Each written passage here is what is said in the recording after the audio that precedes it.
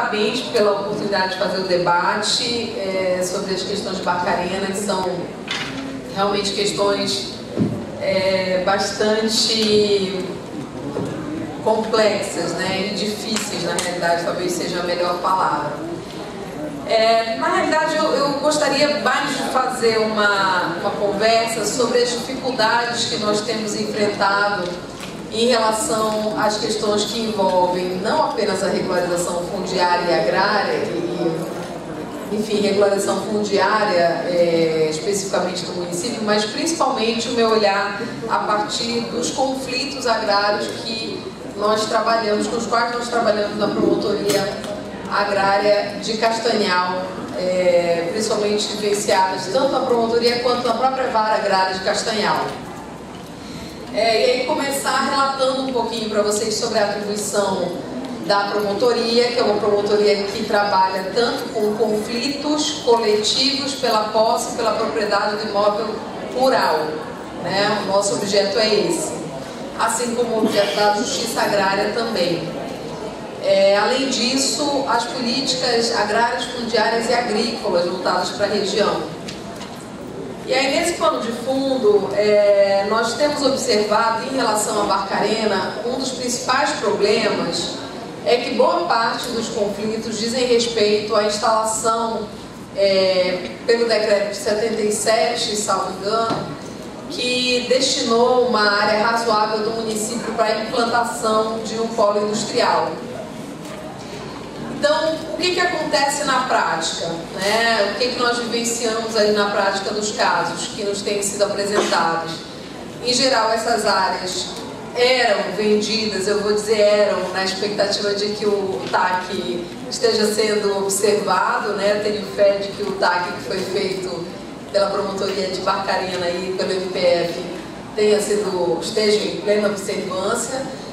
Mas efetivamente o que acontecia era a venda de partes dessas áreas para empresas, né, para particulares, porém a partir de um pressuposto de que não existia ninguém nessas áreas, ou de que mesmo que o decreto previsse a existência de algumas situações e o direito à indenização, o pressuposto era de que necessariamente essas pessoas deveriam se retirar dessas áreas, desses territórios. E o grande conflito acontece a partir do momento em que boa parte dessas comunidades são comunidades tradicionais. E mais, ainda que não sejam, são comunidades que possuem direitos sobre esses territórios, essas áreas, e muitas vezes as indenizações oferecidas são muito aquém do contexto, do valor que realmente aqueles imóveis teriam. Esse pano de fundo, em geral, gera conflitos coletivos de grupos, né, de comunidades com empresas das quais eu, enfim, não vou nem citar um nome, porque a maior parte delas são conhecidas, né, eu acho que são bem conhecidas já na área, mas geram conflitos com essas empresas. E aí nasce um dos grandes problemas de tratamento dessa questão. Vejam que eu comecei falando a vocês que a promotoria agrária trabalha e a justiça agrária trabalha com imóveis, conflitos coletivos pela posse e propriedade de imóveis rurais. Qual o debate que surge no campo desses processos judiciais? Como o decreto de 77 destinou uma finalidade industrial para uma boa parte do município de Barcarena, o tratamento que tem sido dado por alguns setores do judiciário é o tratamento a esses imóveis como imóveis com finalidade industrial e não rural. Então, vou tentar esclarecer um pouquinho do resultado disso. O resultado disso é de que boa parte dos conflitos agrários, os conflitos envolvendo posse e propriedade coletiva de áreas em Barcarena, principalmente as abrangidas pelas questões pela finalidade industrial, terminam sendo tratados pela justiça local de Barcarena. Por que nós identificamos na promotoria agrária isso como um problema? É um problema a partir do momento que não é somente, aliás, a menor importância é a formalidade a qual a destinação de um determinado imóvel é dada. O que faz o imóvel ser rural ou urbano, pela legislação vigente do país, é a finalidade dada por aquele que ocupa aquela área. Ora, se as comunidades locais davam uma destinação agrária ou agroextrativista para aquele imóvel, a finalidade dele é rural e não industrial, ok? Então nós temos aí propostas de destinação do imóvel, de uso do imóvel, conflitantes, e essa realidade de fato na terra, que é a destinação agrária para o imóvel, ela é preponderante, ela deve prevalecer naquele caso concreto. Infelizmente, esse é um dos grandes nós que a gente tem encontrado no tratamento dos processos que se referem a esses conflitos, porque eles, em geral, terminam preponderando em relação a eles essa finalidade industrial formal dada por uma norma que não considerou o uso efetivo que era destinado àquele imóvel, no caso concreto, né? A realidade de fato da terra. Bom, a dificuldade que daí decorre, mas o que acontece? A vara de Barcarena não é adequada para tratar? Tem alguma desconfiança em relação à vara de Barcarena? Não se trata disso. A questão é de que a vara adequada, a justiça adequada para o tratamento desses conflitos é a vara agrária, por ter uma metodologia de trabalho, inclusive, diferenciada para lidar com os conflitos coletivos, que envolve técnicas específicas de aferição das origens dos imóveis, de aferição da utilização destinada àqueles imóveis, e inclusive de tentativas de conciliação, né? Os mecanismos de tentativa de conciliação são diferenciados. Então, assim, eu diria que hoje uma das principais dificuldades que nós temos em relação aos conflitos envolvendo as questões territoriais em Barcarena é essa preponderância de um tratamento do imóvel como industrial, desconhecendo a sua finalidade local. Aliado a isso, um outro elemento que nós temos identificado também diz respeito à questão das comunidades tradicionais, que eu já iniciei mencionando. E aí existe um grande debate a ser feito, quer dizer, o TAC formalizado pelo MPF, pelo MPE local, são muito, um grande marco para a gente dentro da promotoria agrária. Eu não estava no exercício da promotoria, não pude participar do TAC, mas acompanhei todo o debate, todas as reuniões que fizeram parte dessa formalização, e a gente vê esse TAC como um grande marco, de fato, uma grande virada Doutor Patrick, tudo bom?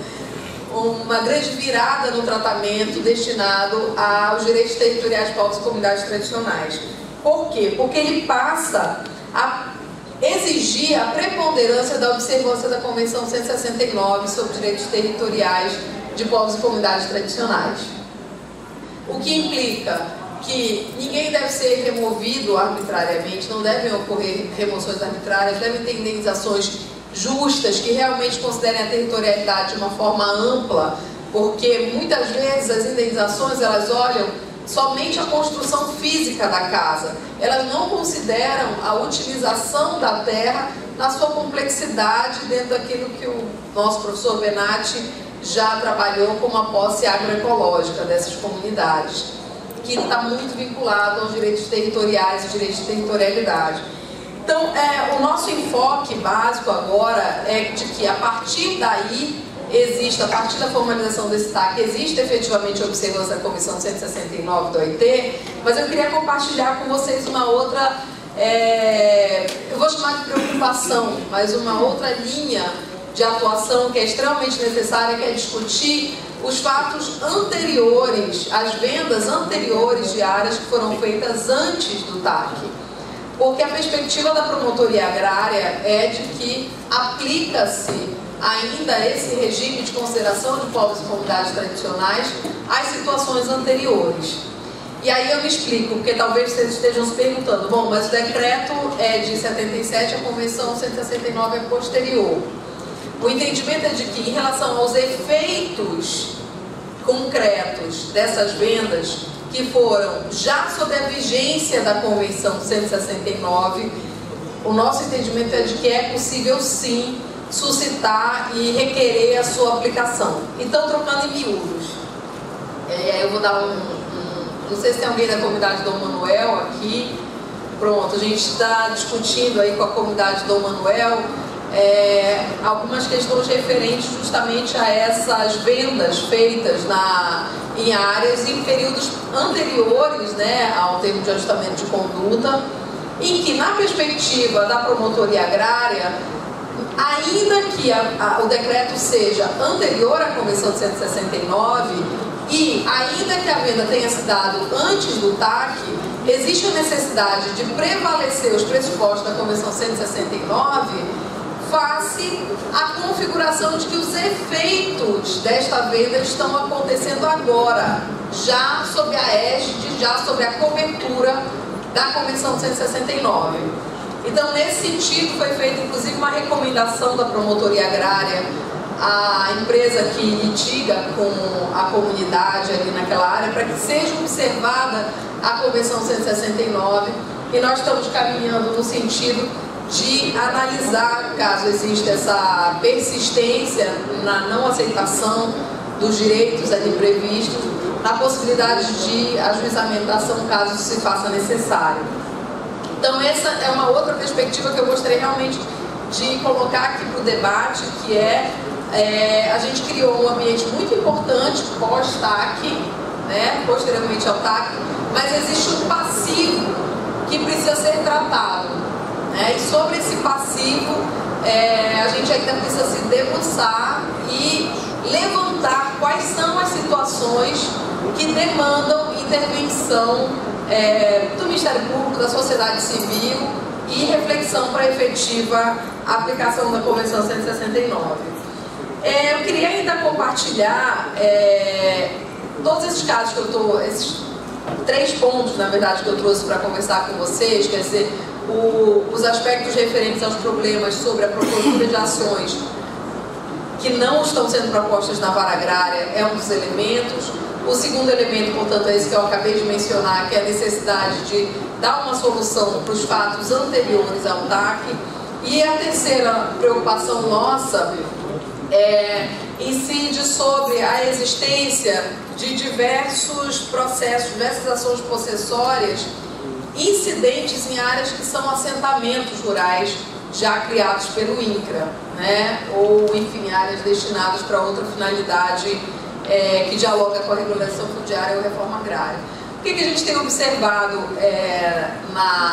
na promotoria agrária a partir de processos judiciais que têm caminhado ali, enfim, para nós apreciarmos e buscarmos uma intervenção. E não é raro que ocorram a propositura de ações possessórias, ou seja, que reivindicam a posse de um imóvel por terceiros que não são assentados da reforma agrária e contra os beneficiários da reforma agrária. Isso tem acontecido cada vez mais ali na região de Barcarena. A impressão que a gente tem lá é que tem alguma vinculação efetiva com o polo industrial, né? Tem uma movimentação, um aquecimento determinado de mercado de terras ali naquela região. E a grande preocupação é porque, aí é um juridiquês que eu também queria compartilhar com vocês. Ao final e ao cabo, o entendimento da jurisprudência majoritária do STJ é de que mesmo que a área seja federal, está aqui o doutor Mauro para me ajudar a confirmar isso, ainda que a área seja federal, se a ação é possessória, ou seja, se ela não versa sobre o domínio, sobre a titularidade daquela área, ela deve tramitar na Justiça Estadual. Quando nós entendemos que o mais adequado, de fato, seria que esses debates fossem feitos na Justiça Federal. Por quê? Porque existe uma intervenção, uma necessidade de intervenção imediata do INCRA. Qual é a realidade que nós temos nos defrontado? E é verdade que, enfim, aqui eu quero separar aqui, não é em todas as ações que envolvem terreno da União que eu faço essa reflexão da necessidade de ajuizamento da possessórias, tá? de ajuizamento perante a Justiça Federal, mas naquelas que estão já destinadas para fins de reforma agrária, para mim é inegável a necessidade de que elas tramitem perante a Justiça Federal, sobretudo a partir da intervenção do INCRA. E o que é que nós temos observado concretamente nesses processos? É que o INCRA, não raras vezes, termina dizendo que não tem interesse nessas ações, o que é, no mínimo, indicador de uma irregularidade, né? Enfim, para não falar outra coisa, mas no mínimo um problema. Por que é um problema? Porque existe uma instrução normativa do INCRA que obriga o Instituto a providenciar desintrusão em áreas já destinadas para fins de reforma agrária. E boa parte dos conflitos que nós temos advém da leniência do INCRA com essa situação. Apesar de todos os nossos esforços, expedição de ofícios, encaminhamento, enfim, de procedimentos em relação a isso, a gente vê que essa conduta ainda não se alterou. Então é um outro elemento realmente que chama bastante atenção do ponto de vista desse, já vou concluir, do ponto de vista desse agravamento dos conflitos ali na região. Finalmente, e aí eu queria expor já para concluir, eu realmente me propus a falar sobre esses três aspectos que eu acho que dialogam muito com a nossa prática e também precisava ter uma certa objetividade para tratar dos assuntos hoje. Um outro problema que também acho que merece o debate, que tem uma imediata relação com o tema ambiental, é porque a gente observa que na maior parte dos licenciamentos ambientais que tramitam no Estado não é observada com a devida cautela a obrigação prevista na resolução ainda vigente 237 do CONAMA, que prevê a obrigatoriedade que o município ateste a viabilidade daquele empreendimento do ponto de vista da localização dele. Diga-se de passagem que algumas vezes eu mesma, em procedimento licenciamento ambiental, no qual eu atuei sobre a usina termoelétrica que se pretendia instalar em Barcarena e que infelizmente não foi instalada, tive a oportunidade de ver o próprio município, a própria Secretaria Estadual de Meio Ambiente do município vindo aos autos do licenciamento ambiental e falando claramente que era incompatível a utilização pretendida para aquela área em relação ao empreendimento. Mas ela não foi instada pelo órgão estadual a fazer isso. A Secretaria de Meio Ambiente espontaneamente veio aos autos e se manifestou, que eu acho até, confesso que é uma situação louvável e admirável. Eu ainda não tinha realmente me deparado com essa situação, mas nos leva à necessidade de olhar, porque existe hoje, já estou completo mesmo, existe hoje uma crença de que, fica à vontade, ele me dá existe hoje uma crença de que o licenciamento ambiental não tem relação com a questão fundiária. E essa é uma das interpretações mais nocivas da legislação ambiental vigente. Por quê? Porque os empreendimentos eles não se instalam em Dropbox, eles não se instalam eles não estão numa nuvem, eles estão na terra. E a terra é fundiária, a terra precisa ser tratada do ponto de vista fundiário. Então existe essa grande importância que eu queria deixar também como uma reflexão, como um pedido de atuação específica nossa, conjuntamente, para que existam nos licenciamentos ambientais a observância da legislação ambiental que exige que o município que ele se manifeste sobre a compatibilidade daquele empreendimento com o ordenamento territorial do município. O não fazer isso é um dos grandes causadores por exemplo, da situação que tem em Barcarena. E aí só, agora, realmente eu já extrapolei meu tempo para concluir mesmo, eu acho que está na hora, eu sei que é muito ousado o que eu vou falar, mas acho que está na hora da gente começar a discutir uma moratória para Barcarena. Eu não acredito mais, eu trabalhei em vários licenciamentos ambientais, analisei vários estudos de impacto ambiental, alguns que demonstravam muito claramente o esgotamento da capacidade de suporte de Barcarena. E eu acho que a gente precisa discutir a necessidade de que se tenha uma moratória. Não acredito, mas todos esses, eu não vou chamar de acidentes, também não posso qualificar como a lei realmente determina, todos esses fatos danosos que têm acontecido em Barcarena nos sinalizam nesse sentido. A precaução, a prevenção no ordenamento ambiental, no ordenamento territorial, no ordenamento fundiário, nos leva a uma discussão mais profunda e uma virada, um ponto de mutação em relação à questão de Barcarena. Bom, é isso, eu queria agradecer, desculpa se eu passei um pouquinho de tempo.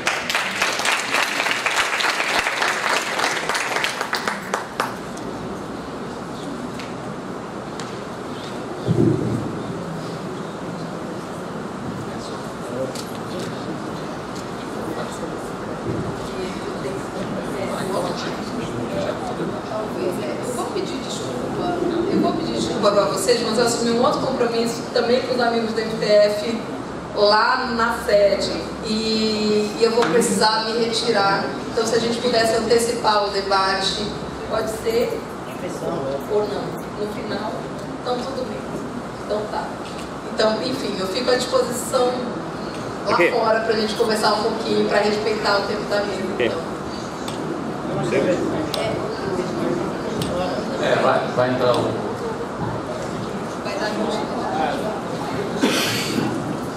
Bom, te agradeço a sua participação e a gente convida o palestrante, ainda sobre o mesmo tema, né? Regularização fundiária urbana e rural, Dr. Geraldo Trecan. Seja bem-vindo, doutor.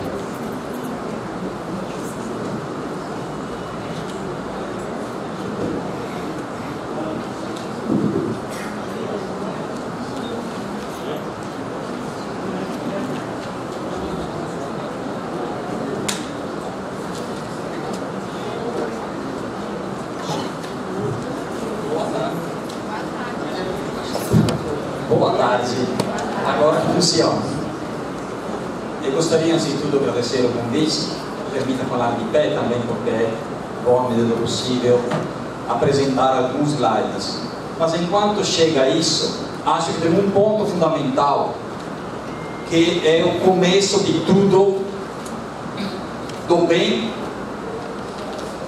ou daquilo que não é tão bom assim, que é a intervenção do governo do estado do Pará na década de 70 e a intervenção do governo federal pouco depois, através de 2 decretos, um que desapropria uma parcela significativa do território e outro que desapropria aquilo que vocês conhecem, a área do porto. Mas vamos dar o nome aos bois. Um, aquele que viabiliza a CDI, e outro, aquele que ou pretende viabilizar a CDI, que hoje nem mais este nome tem, mas eu uso ainda o nome antigo, porque é normalmente o nome antigo que o pessoal chama, e aquele que viabiliza a Codebag.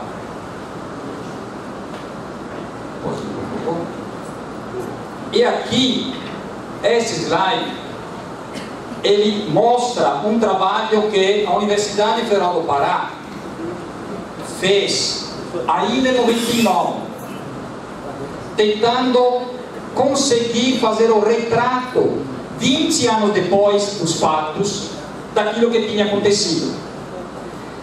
E só primeiro.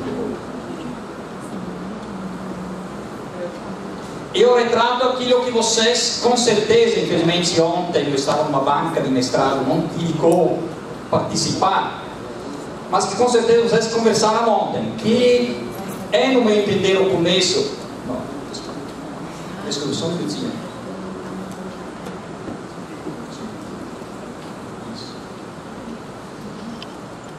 Olha só o que se dizia ainda em 99, não sei se vocês concordam.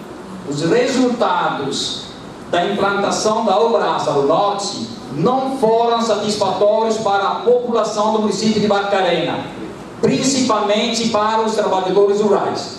Por que não foram satisfatórios? E aí tem uma tentativa de resposta, que não se beneficiaram do projeto e ainda tiveram seu modo de vida desestruturado. quem está falando é ainda hoje advogado da ADEBAR, a associação que foi construída na década de 80 para entrar na justiça contra a CDI e Codebar. Esse processo foi ajuizado em 1988 na Justiça Estadual do Pará. A Codebar e a CDI recorreram perante o excelentíssimo juiz estadual e disseram: não é aqui que nós podemos ser julgados, porque a Codebar é federal. Portanto, o processo foi para a Justiça Federal. Aonde está esse processo hoje, quase 30 anos depois? No Supremo Tribunal Federal. Chegou lá 2 meses atrás. Qual é a situação?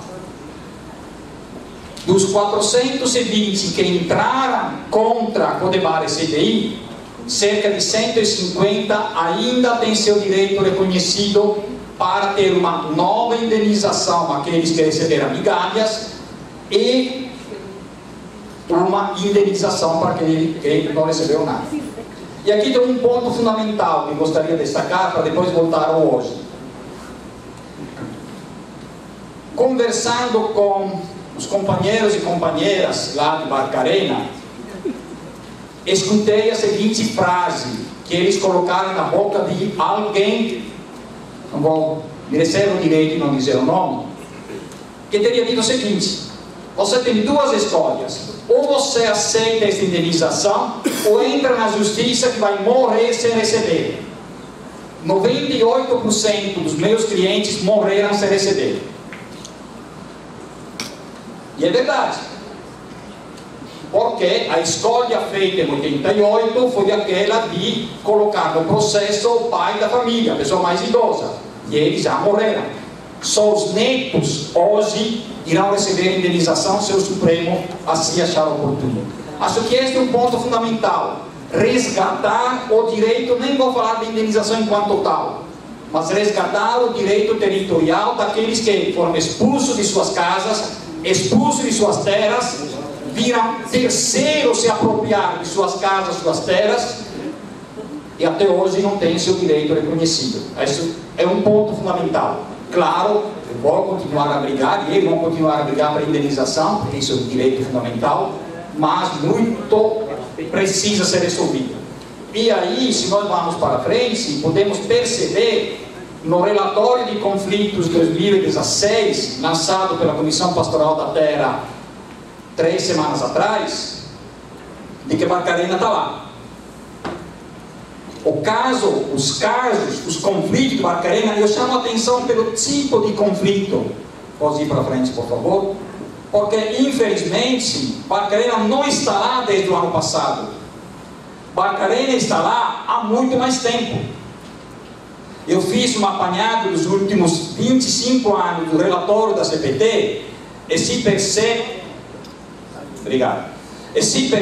que o conflito por água, isto é, os conflitos envolvendo o meio mais importante da sobrevivência destas pessoas, todos nós, está cheio de problemas.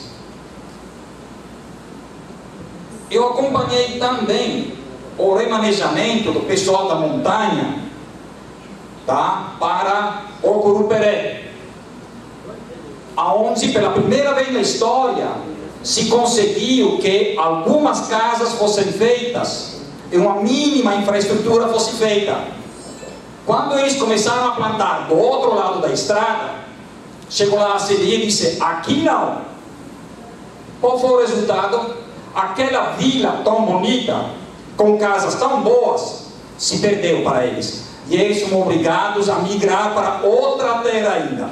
Portanto, resumindo, existe uma dívida histórica que o Ministério Público Federal, o Ministério Público Estadual tem que ajudar as comunidades a cobrar. Eu volto a repetir, não estou aqui defendendo enquanto advogado daqueles que têm direito à indenização, também, mas sobretudo a quem tem direito à terra, porque essas terras foram retiradas. E eu não sei se valeu a pena para Barcarena. Eu tenho pessoalmente minhas dúvidas de que para a sociedade Barcarena isso de fato valeu a pena. Não sei se isso valeu a pena para os quilombos de Barcarena. Vamos para frente, por favor. E aí se coloca uma questão de que qual é de fato a situação fundiária do município de Barcarena.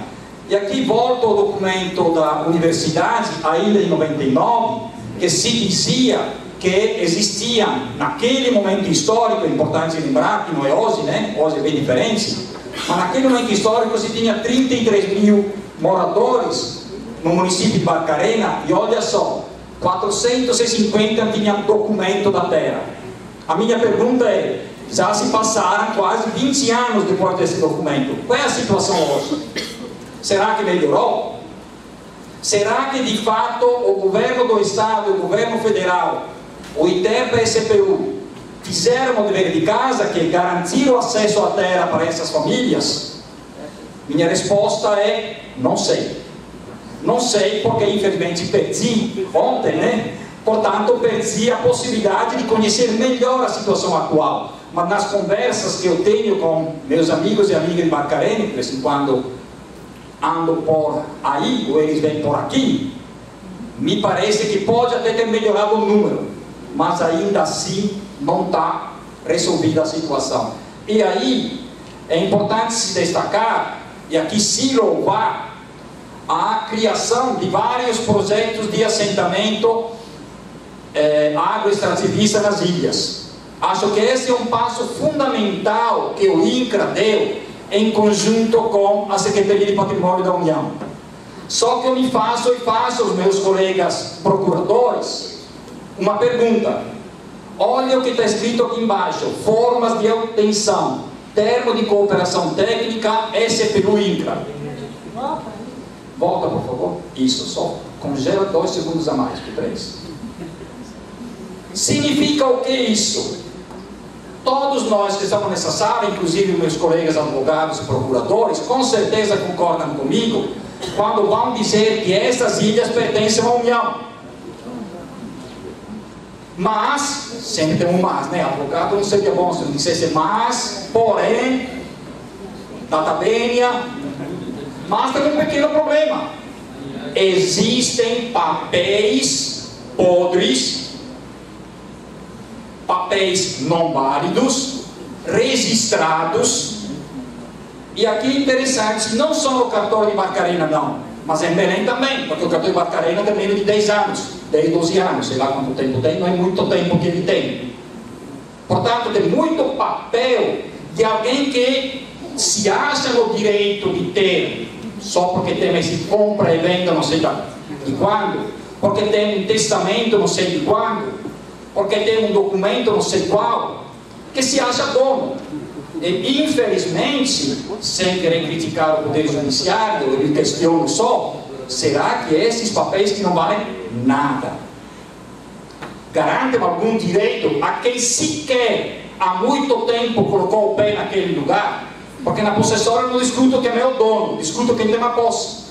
Mas será que alguém que tem o papel, que está entrando na justiça, tem posse? Quando teve? A troco de quê? Por quê?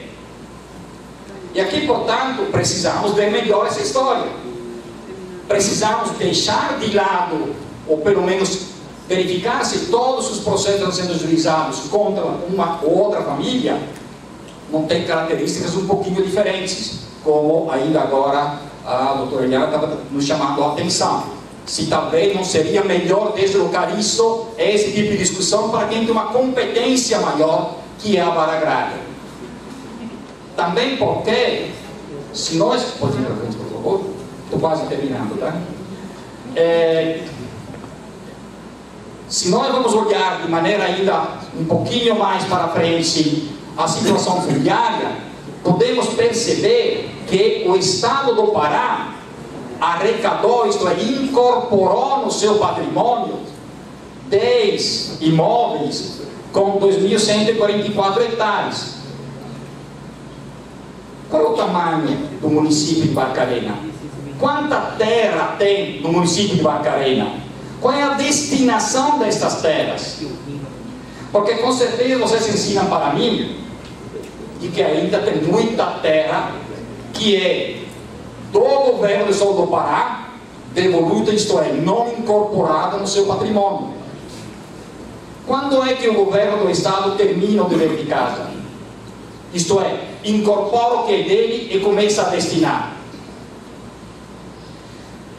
E aí, voltando, finalizando a ideia anterior sobre assentamento especial, nós vivenciamos, digo nós, porque o Dr. Patrick estava meses atrás nessa conversa, uma situação que não se aplica a Barcarena de maneira direta, mas ano passado no Paraná a justiça daquele estado colocou a leilão 275 mil hectares nas ilhas do Marajó. Qual o fundamento jurídico? Eles tinham papéis antigos sobre aquelas terras, só que lá hoje é projeto de assentamento agroextrativista, pelo menos em boa parte destes milhares de hectares. Qual o problema? Papel podre, sem valor, utilizado para enriquecer, para especular. Essa questão lá, Barcarena, isso não acontece. Ninguém especula terra em Barcarena. É lá, mas até que aquele papel não for cancelado, o direito ainda vale naquele que tem o registro. Portanto, só vai se sair da confusão das ilhas que viraram assentamento agroextrativista em Barcarena quando a Secretaria de Patrimônio da União, em conjunto com o INCRA, incorporarem de fato no papel passado essas terras, e aí sim pode destinar numa boa. Porque só destinar sem incorporar, não estou dizendo que não seja dele, volto a repetir, é dele, só que é dele, mas não é dele de papel passado.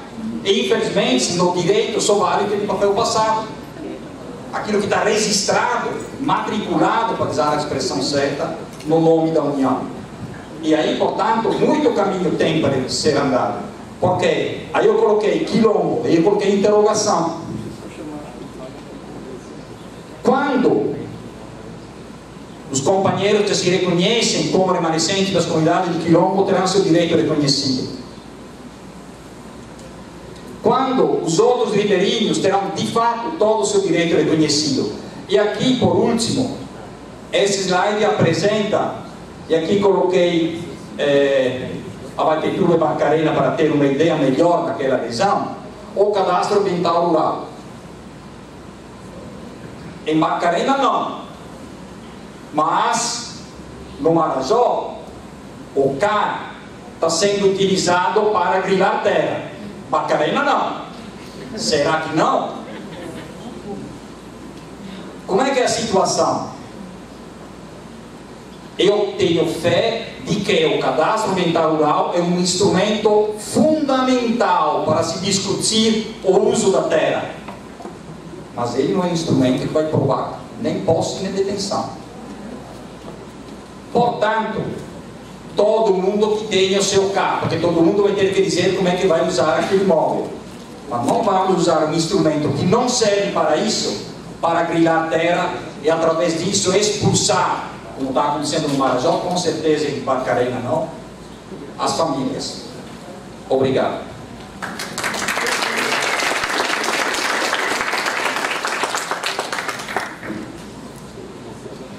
Obrigado, doutor Geraldo. Trouxe aqui no painel o tema. Convida o doutor Mauro de Almeida, conselheiro geral da União. Seja bem-vindo.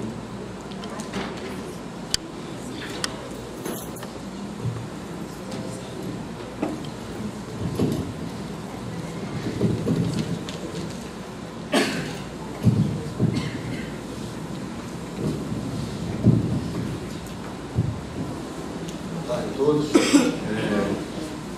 Em primeiro lugar, gostaria de agradecer o convite, estou no lado do Dr. Bruno para participar aqui. Eu entendi que ele queria que eu falasse um pouco da minha experiência sobre manejo, digamos assim, de conflitos. Eu sou advogado da União desde o ano de 2000. Fui chefe da Procuradoria da União aqui em Pará.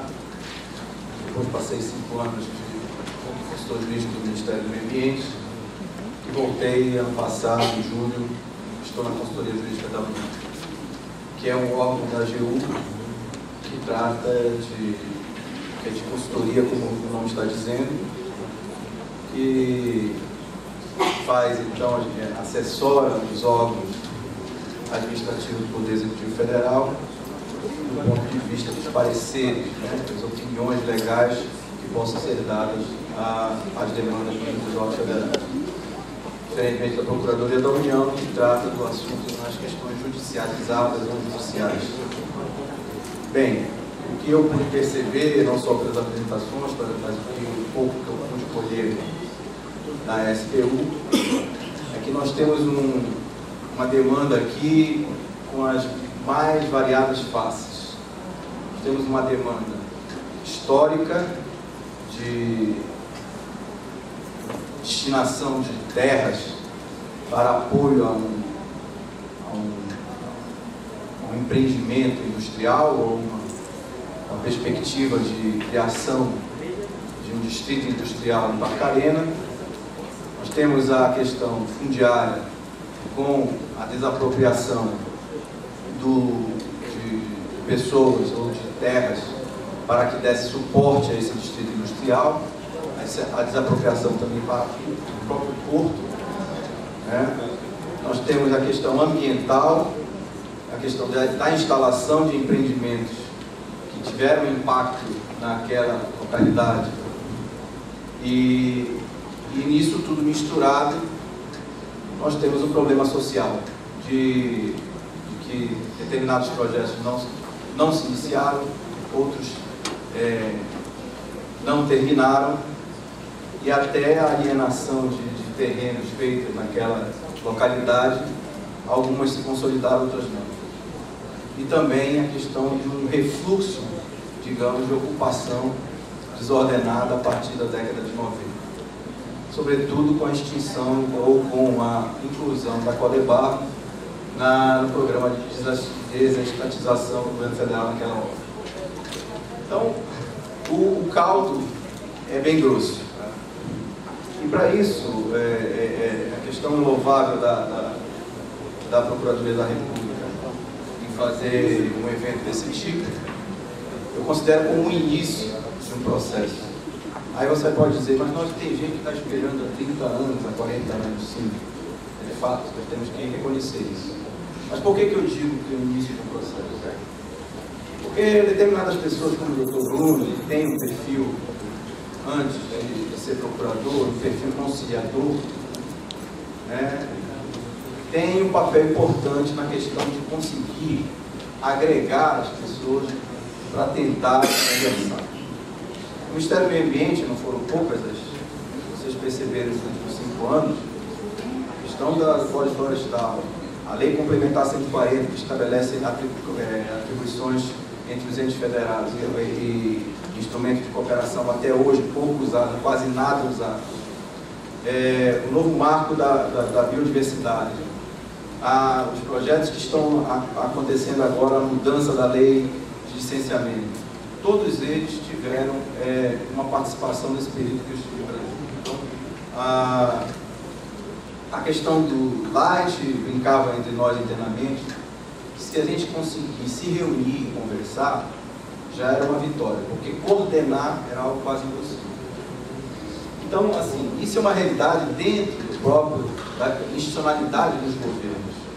Cada qual está numa caixinha e pouco se conversa. Então, a ideia é trazer todos das caixas e transformar naquilo em um grande caixote grande, não um caixão, definitivamente. Mas uma grande caixa que todos possam conversar. Então vamos ter que separar as coisas. Do ponto de vista da representação fundiária, é preciso que também se trate disso com uma certa criteriosidade, uma responsabilidade e uma parcimônia, de que a Secretaria de Patrimônio da União e a Secretaria de Patrimônio da União, ela, diferentemente do INCRA, ela é como se fosse um grande cartório. E as políticas se você perceber a legislação patrimonial da União, ela tem poucas referências a regularização fundiária. Ela tem referências à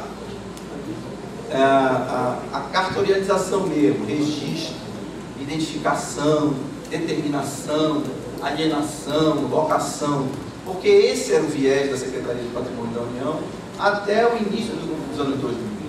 O viés da Secretaria de Patrimônio da União era de um órgão arrecadador do ponto de vista imobiliário da União. Tanto é que estava posicionado dentro do Ministério da Fazenda. A partir dos anos 2000, sai, inclusive, sai vou já chegar, sai do âmbito do Ministério da Fazenda e vai para o Ministério do Planejamento, a Secretaria de Patrimônio da União, mas até que um evento que nós, daqui da Procuradoria da União, fustigamos a Consultoria Geral da União, fica a perna da assessoria do Ministério da Fazenda. Então, o patrimônio da União vai para a gestão do Ministério do Planejamento, mas fica a perna da assessoria jurídica dentro do Ministério da Fazenda, na Procuradoria da Fazenda Nacional, ainda com viés arrecadador. Eu conto um pouquinho dessa história para a gente entender que as coisas foram acontecendo e só nesse passar do Ministério da Fazenda e do Ministério do Planejamento se esqueceu um pouquinho a Secretaria de Patrimônio da União, e a partir então de 2003 há um empoderamento, digamos assim, para usar a palavra de moda, da Secretaria de Patrimônio da União, mas não é suficiente para dar conta, sobretudo, porque é um dos grandes problemas da administração urbana, onde eles existem, que é os terrenos de marinha. Então, só os terrenos de marinha já tomam praticamente toda a atuação da Secretaria de Patrimônio da União, independentemente dos problemas de imobiliário do Patrimônio da União. Então, vamos separar. Do ponto de vista fundiário, essa questão do Codebar, ela tem um patrimônio da União que foi ainda foi doado pelo Estado para a União, né?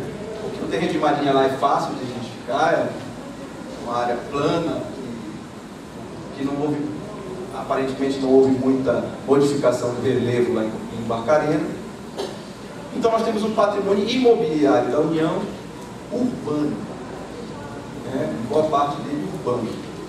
Portanto, nós precisaríamos de fazer um programa, ter uma bengala de um programa de assentamento urbano para o município de Barcarena. Do ponto de vista ambiental, e isso eu comentava agora com o professor Girolamo, que a última ação que nós fizemos em conjunto, a Ministério Público e a AGU aqui em Belém, foi contra aquele prédio de alto luxo ali na Arthur Bernard, na Pedrolas Cabral, né? Mas nós entramos e conseguimos, além da discussão jurídica em si, que o viés ambiental ficasse ligado à dominialidade da União, porque nós entendíamos naquele momento, a Procuradoria da União, e que corroborou com a força do Ministério Público Federal, que apesar de licenciamento de empreendimento daquele tipo ser do município, que o fato da dominialidade da União e da questão da gestão patrimonial da União estar ali contemplada, também haveria o interesse da União subjacente pelo fato de que ela tem responsabilidade com o meio ambiente também, né? Então a ação prosseguiu, eu não sei em que pé está, eu perdi, que não disse, passei alguns dias fora, mas quando eu cheguei em Brasília, era praxe do IBAMA e era entendimento do IBAMA em que as questões de licenciamento não se baseariam em dominialidade, então apenas no impacto ambiental, que agora, com a nova lei complementar, se estabelece então a localidade, né, e outros critérios da lei complementar, e se afasta completamente do impacto ambiental. Mas, com isso, quase todos os licenciamentos passaram para o Estado, tirando aqueles que são números cláusicos lá da lei complementar 140, e mais aqueles em que a União então diz que quer licenciar, que foi pelo decreto de 2015, estabeleceu as tipologias dos empreendimentos que a União quer licenciar. Portanto, eu estimo que, do ponto de vista ambiental, quase todas as questões ambientais que permeiam lá as questões de Barcarena sejam do Estado, né? Ou do município, se Barcarena tiver um conselho municipal e que o Estado tenha dado a delegação para Barcarena, para o Conselho Municipal de Barcarena. Então já está afastada aí a primeira, a gente pode colaborar, mas está afastada, por exemplo, do ponto de vista formal, a competência da União para colaborar nessas questões ambientais daquilo que não for licenciado pela União. Do ponto de vista da regularização, eu acho que a gente tem um papel importante, sim, sobretudo na questão de não permitir que essas demandas todas se transformem em ações judiciais. E eu tive contato com o pessoal da Secretaria de Patrimônio da União. Não é uma demanda que nasce do zero. Há relatórios de 2009, de 2013. A Universidade Federal do Pará participou do levantamento socioeconômico daquela população. Há já informações de sobreposição de registros do Estado ou da Codebar naquela região. Há também elementos que a gente precisa avançar, de saber quais são as ocupações mais recentes, das ocupações históricas. Há também a questão que foi suscitada pelo professor Girolamo, em que há o pessoal que foi da época dos decretos, seja da União, seja do Estado, que foram desapropriados, né, e que receberam à luz daquele momento ou da própria percepção de quem foi desapropriado, pequena indenização, e também aquele pessoal que hoje, 40 anos depois, 30 anos, mais de 30 anos depois, os descendentes que foram remanejados dali retornam para uma perspectiva de sentimento de injustiça, né? Além das novas ocupações, que já só eu passei 5 anos no Brasil, já tinha o pessoal indo lá em Barcarena. Por mais do que eu tive de procurador-chefe, foram 6 anos e meio. Então já tem mais de 10 anos, com certeza, as novas ocupações, e que se deram, não são novas, né? E que então incrementaram ainda mais o caldo dos problemas. Mas eu acho que também há um outro componente da rotatividade ou da falta de linearidade na Superintendência de Patrimônio da União no Pará, inclusive.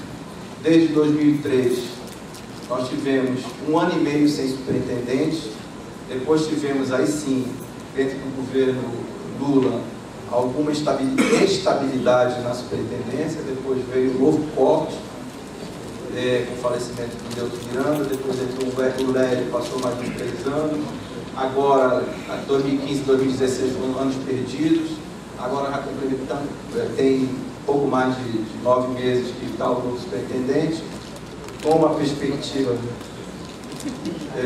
incerta, dependendo do que acontecer no país agora. Então essa rotatividade faz com que a institucionalidade de um órgão já fragilizado do ponto de vista institucional se apresente ainda mais grave. E então, assim, eu penso que só o envolvimento desses diversos atores que o Bruno teve a capacidade de agregar aqui, podem ajudar, sim, a fazer, desde a Universidade Federal do Pará, desde da Clínica de Direitos Humanos lá da Universidade, desde do Ministério Público Federal, desde a própria Superintendência do Patrimônio da União. Então, assim, o que eu queria trazer aqui era de que, inclusive porque hoje é um papel institucional da AGU de conciliação, nós temos a Câmara de Conciliação da Administração Pública Federal, que pode fazer conciliações, inclusive, entre a Administração Pública Federal e a Administração Pública Municipais. Nós temos diversas ações de reintegração de posse ajuizadas pela AGU. em andamento. Semana passada, ou 2 semanas atrás, se entrou com mais de 4 ações de reintegração de posse. E isso é uma coisa que a gente não tem o poder de... Nós somos advogados em primeiro lugar, né? Então, o advogado, ele está para servir o seu cliente. Nosso cliente é a União. Se há uma demanda da União em que haja reintegração de posse, a Advocacia Geral da União não pode se negar a fazer essa demanda. Dentro, evidentemente, da análise de parâmetros jurídicos, ela não pode se negar a fazer essa reintegração de posse ou ajuizar essa ação de reintegração de posse. Então, ainda se está produzindo ações de reintegração de posse no âmbito de Barcarena. Porém, o fato de a gente produzir ações de reintegração de posse não exime a possibilidade de a gente fazer conciliações. Então, mesmo as que estão com mais tempo ajuizadas, a gente pode tentar, mas a gente precisa envolver o município de Barcarena, insisto, envolver o município de Barcarena, envolver o Estado do Pará, que são elementos institucionais que podem formular projetos e planos de remanejo de famílias, de estabelecimento de projeto urbano dentro do contexto do plano diretor de Barcarena, né? O último elemento que pode dar uma solução do ponto de vista de planejamento e coordenação é a Superintendência de Patrimônio da União, porque, como eu repito, a institucionalidade dela é de cartório, ela é de gestão do ponto de vista de saber o que é de domínio da União e onde está aquelas coisas do domínio da União, ainda que isso não aconteça muitas vezes na prática. Tá? Então, mas eu quero deixar uma mensagem de fé, de que a gente possa avançar no diálogo com todos esses elementos. Tá bom? Muito obrigado.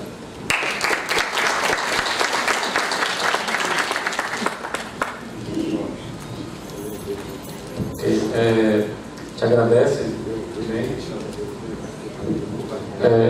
doutor Bruno, vai ser com o próximo painel, esse? Direto para o próximo. Aí tá. E o debate fica para o final, é isso? Então o doutor Bruno vai seguir no próximo painel.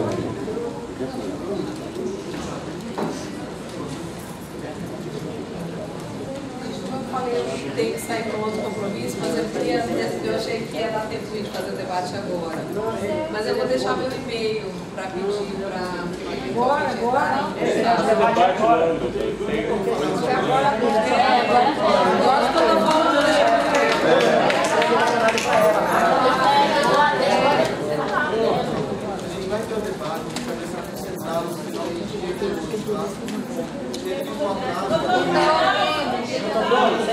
Um atraso hoje de manhã no cronograma, a gente vai precisar concentrar o debate no final do dia, acho que 16h15, para começar o debate dos dois painéis. Se caso a professora sair antes, ela vai responder por e-mail para quem tem uma coisa especificamente com relação a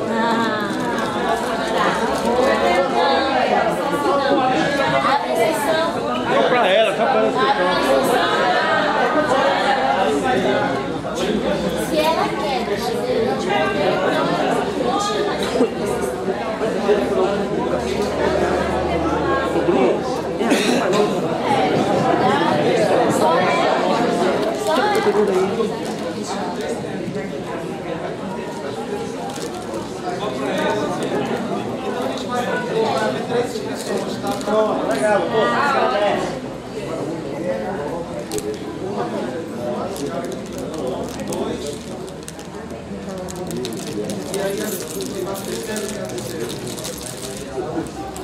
Tá, 3, pode vir os 3, por favor. o fone não está funcionando. Acho que agora está funcionando. Aí, aquele sistema está 3 minutos para cada, a gente faz a resposta. Doutor Leandro, nós temos acompanhado nossa ação lá de Barcarena, na área da CAP, está inclusive tramitando lá na vara agrária, né? E nós temos acompanhado a insistência da Justiça em pedir uma informação do ITERPA. Inclusive já está no 5º ofício, né? Saiu agora dia 17, o último encaminhado. Inclusive o doutor juiz, doutor André Felocrião, ele coloca, se dirigindo ao titular do órgão, até dizendo que se ele não informar tem sanções, punições gerais, administrativas, penais. Parece que é só assim que se consegue uma informação daquele órgão.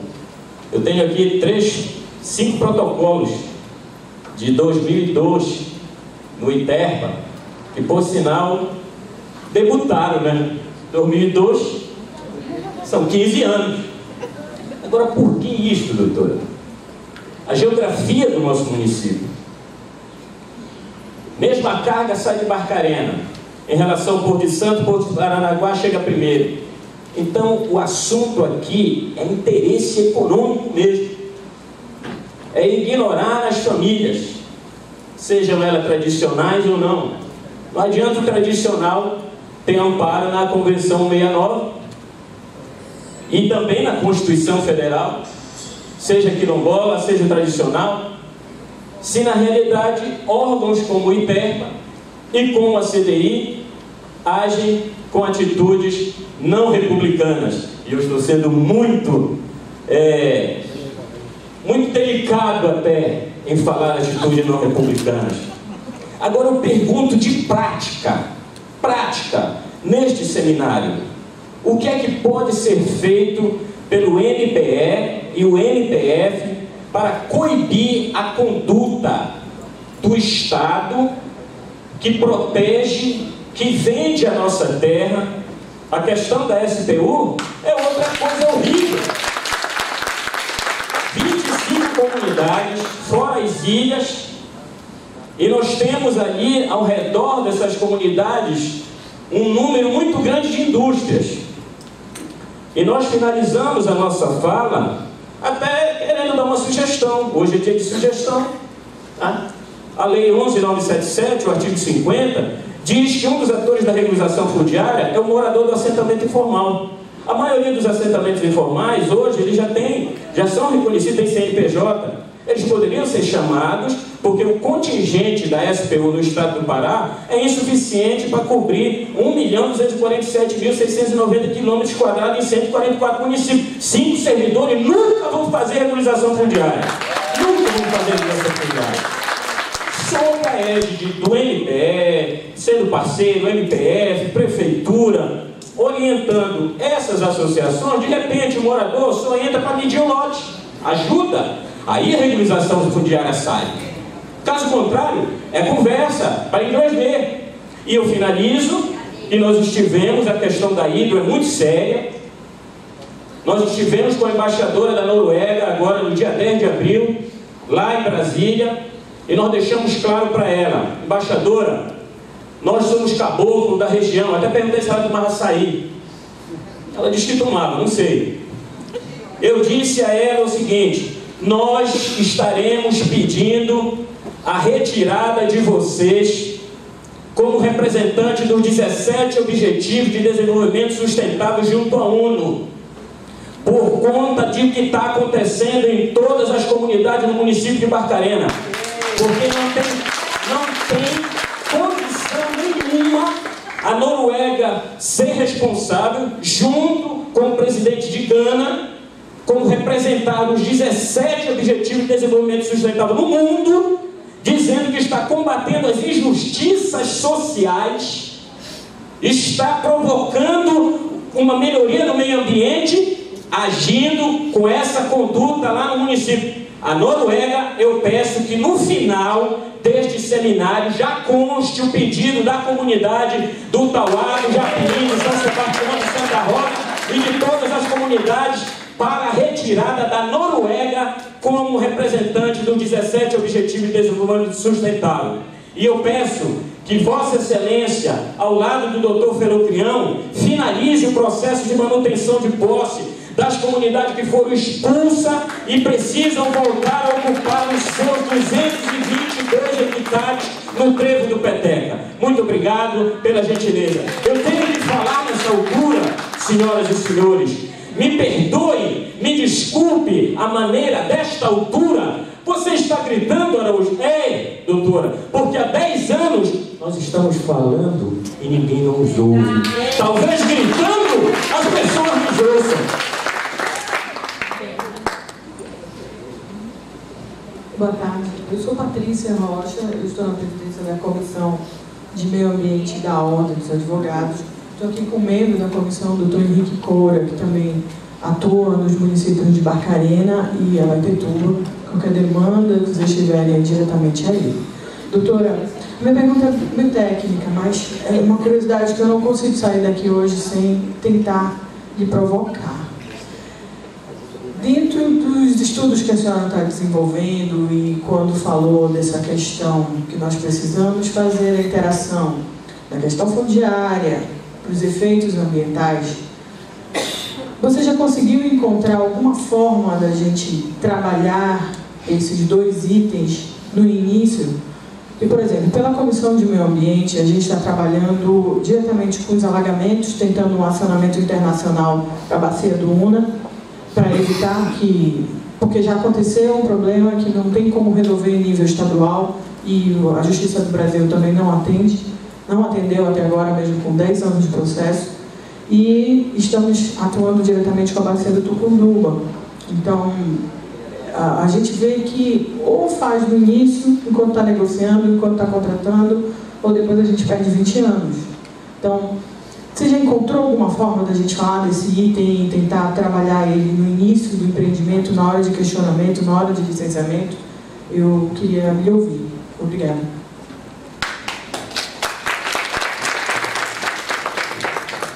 Boa tarde a todos e a todas. Me chamo Elisseia, sou moradora da comunidade Uruperé, em Barcarena. E eu vou ser assim, muito direta, né, porque nosso tempo também já está bastante avançado. Eu gostaria de saber assim, de você, qual é a possibilidade de darmos assim, o título de posse para as comunidades nativas de Barcarena, visto que muitas comunidades entraram com o processo de solicitação, já pediram, e estamos aguardando. Mas até hoje a gente sempre fica esperando, né, e se quiser isso aqui é uma área industrial, as pessoas não podem ter título de posse. Por que as empresas têm e não podemos ter? A outra pergunta as pessoas que moram nas ocupações, porque não tem ali invasão, não tem invasor na nossa... Em Barcarena não acredito que tem invasor, tem ocupadores, porque eles não são devidamente pagos, então eles retornam para as suas áreas. O que vocês estão fazendo para solucionar esse problema? Porque visto que são tantas ocupações em Barcarena e cada dia que passa mais e mais vão surgindo. E isso é um reflexo, na verdade, de toda a situação mal resolvida em Barcarena, né? É tirada das pessoas, as pessoas não têm para onde ir, acabam retornando para os seus lugares. No caso de Salvador, muitas pessoas que saem dali, ou na verdade a maioria, nunca ninguém recebeu um centavo, né? E tiveram que sair novamente por causa da justiça, teve que sair novamente. E a outra as pessoas que moravam naquela comunidade, por exemplo, ali onde a CAP agora, já que não vai ser mais ocupada, ele não tem mais interesse de realizar nenhum projeto ali, qual é a possibilidade das pessoas retornarem novamente para aquela área? Há a possibilidade de devolverem de novo aquela área, já que não vai ser utilizada? Obrigada.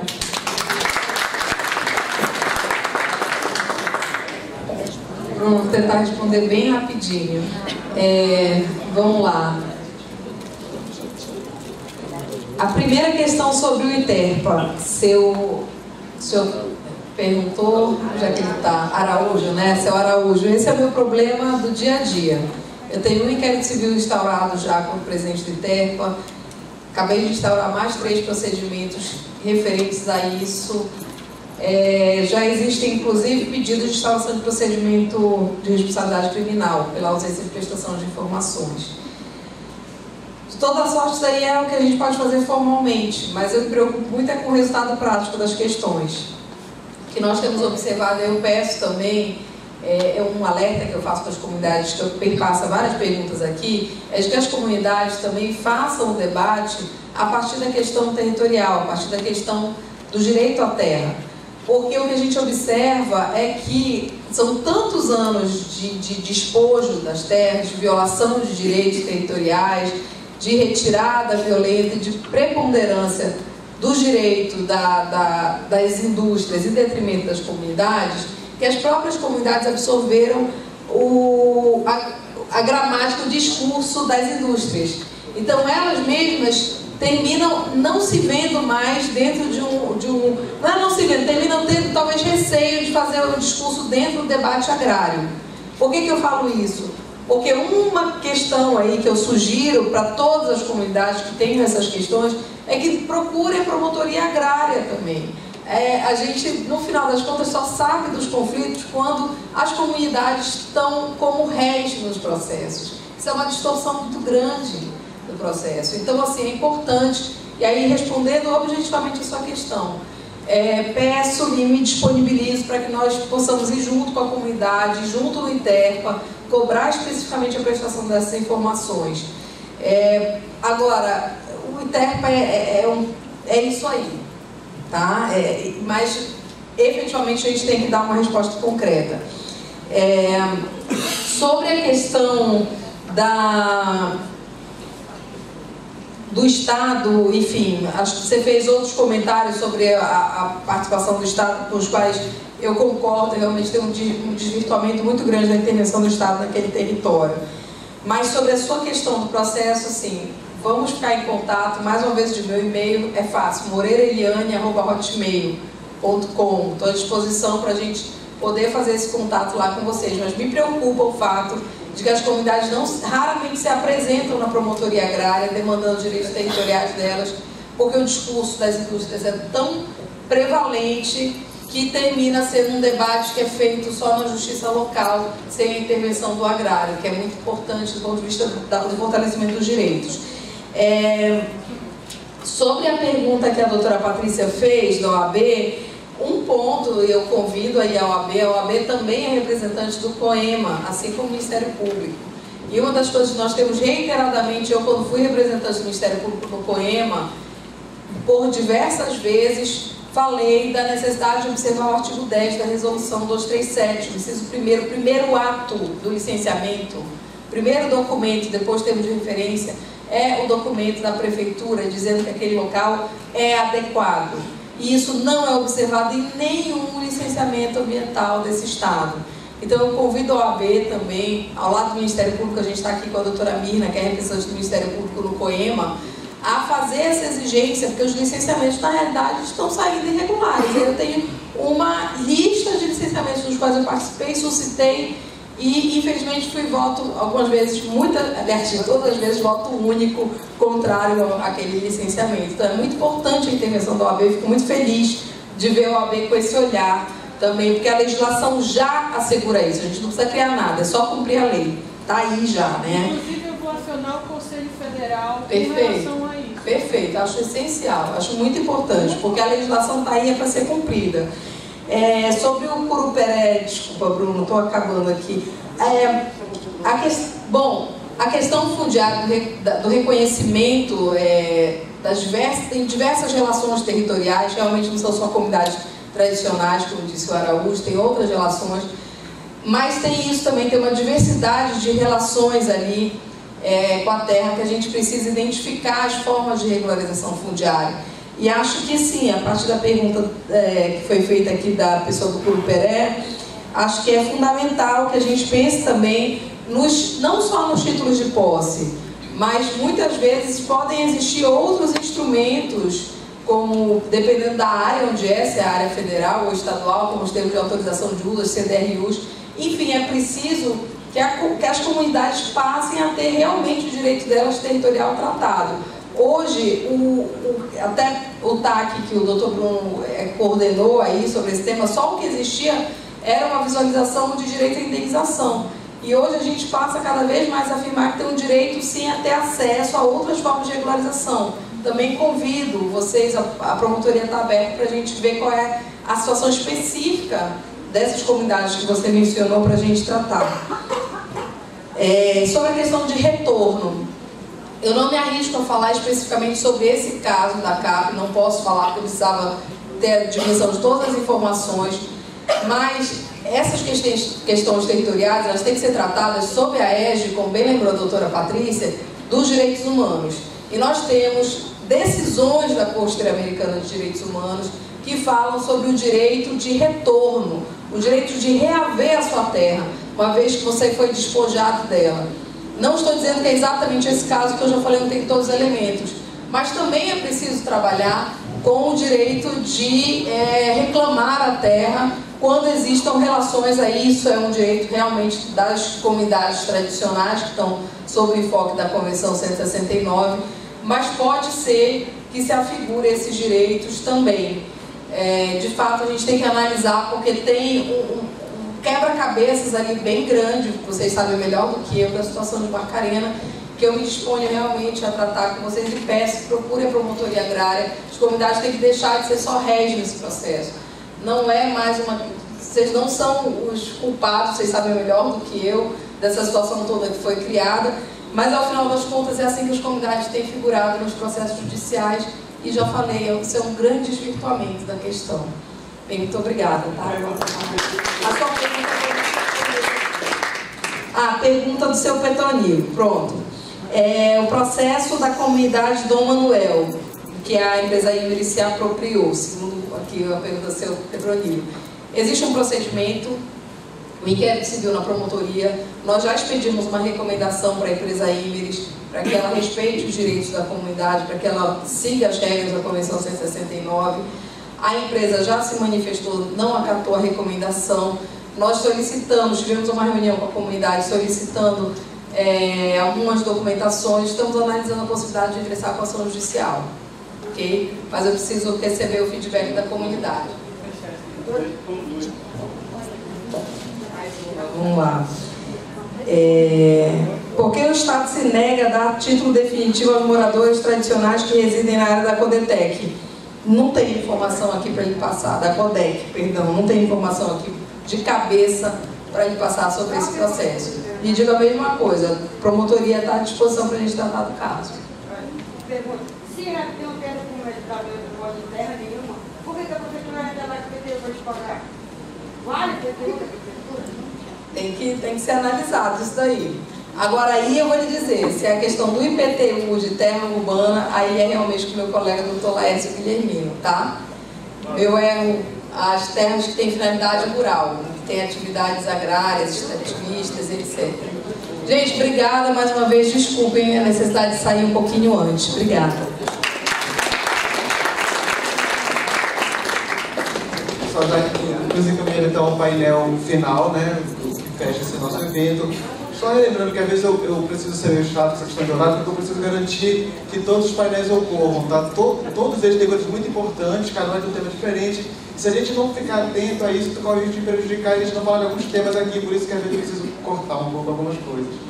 Bom, o último painel, que era para ter acontecido no final da manhã, que teve que remanejar para agora da tarde, em razão dessa questão do tempo, é sobre água e poluição hídrica, que é um dos temas assim muito sensíveis para toda a população de Barcarena. Sem alongar muito, eu já passo a palavra à primeira expositora sobre esse tema, que vai ser a professora Simone Pereira, do Laboratório de Química Analítica da UFPA.